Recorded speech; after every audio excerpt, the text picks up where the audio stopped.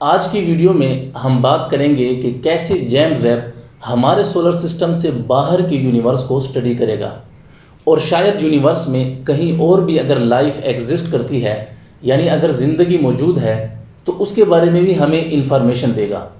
और इसके साथ जेम्स वेब एक्सोप्लैनेट्स को भी स्टडी करेगा। एक्सोप्लैनेट्स क्या होते हैं उसके बारे में मैं आगे जाके आपको बताऊंगा। इसी तरह जेम्स वेब हमारे अपने सोलर सिस्टम में मौजूद प्लैनेट्स, एस्टेरॉइड्स, स्मॉल प्लैनेट्स और इसी तरह प्लैनेटरी ऑब्जेक्ट को भी जेम्स वेब स्टडी करेगा।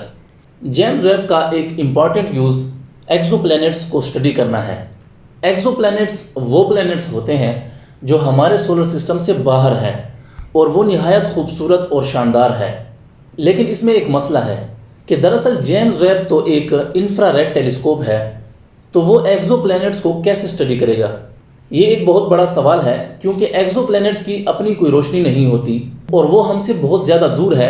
इसीलिए हम एक्सोप्लैनेट्स को ठीक तरह से ऑब्जर्व नहीं कर सकते किसी भी टेलीस्कोप से। तो जेम्स वेब एक्सोप्लैनेट्स को कैसे कैप्चर करेगा, कैसे उनकी स्टडी करेगा?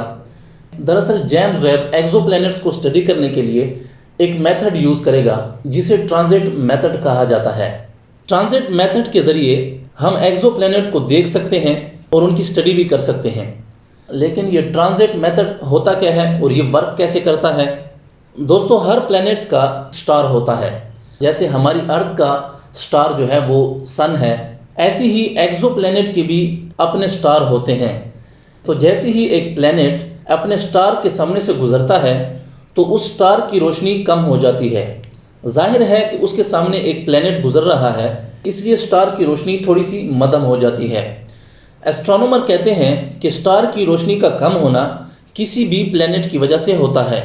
यानी जब भी प्लैनेट स्टार के सामने से गुजरता है तो उस स्टार की रोशनी कम हो जाती है। इसे ट्रांजिट मेथड कहा जाता है। जेम्स वेब इसी मेथड के ज़रिए एक्सोप्लैनेट को स्टडी करेगा।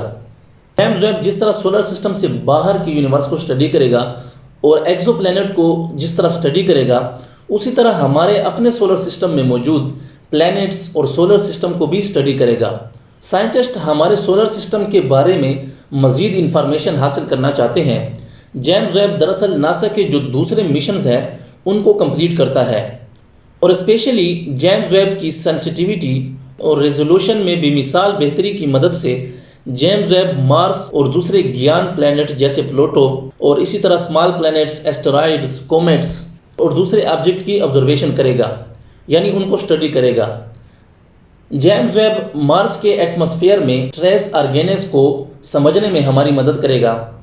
जहाँ तक हमारे सोलर सिस्टम में मौजूद एस्टेरॉइड्स और दूसरे स्मॉल ऑब्जेक्ट हैं, उन ऑब्जेक्ट के स्पेक्ट्रा में कुछ फीचर है जिससे हमारी ज़मीन में मौजूद ऑब्जर्वेटरीज, यानी जो हमारी रसदगाहें हैं और टेलीस्कोप है, उनको अच्छी तरह स्टडी नहीं कर सकती और हमें ठीक तरह से इंफॉर्मेशन भी नहीं दे सकती। लेकिन जेम्स वेब इन ऑब्जेक्ट की मिनरल्स वगैरह को अच्छी तरह स्टडी करेगा और समझ पाएगा और हमें इसके बारे में बहुत सी इन्फॉर्मेशन देगा। दोस्तों, अगर आपको ये वीडियो अच्छी लगी तो हमारे चैनल को सब्सक्राइब करें, इस वीडियो को लाइक करें और बेल आइकन के बटन को प्रेस करें ताकि आपके पास हमारे नए आने वाली वीडियो आसानी के साथ पहुंच सके।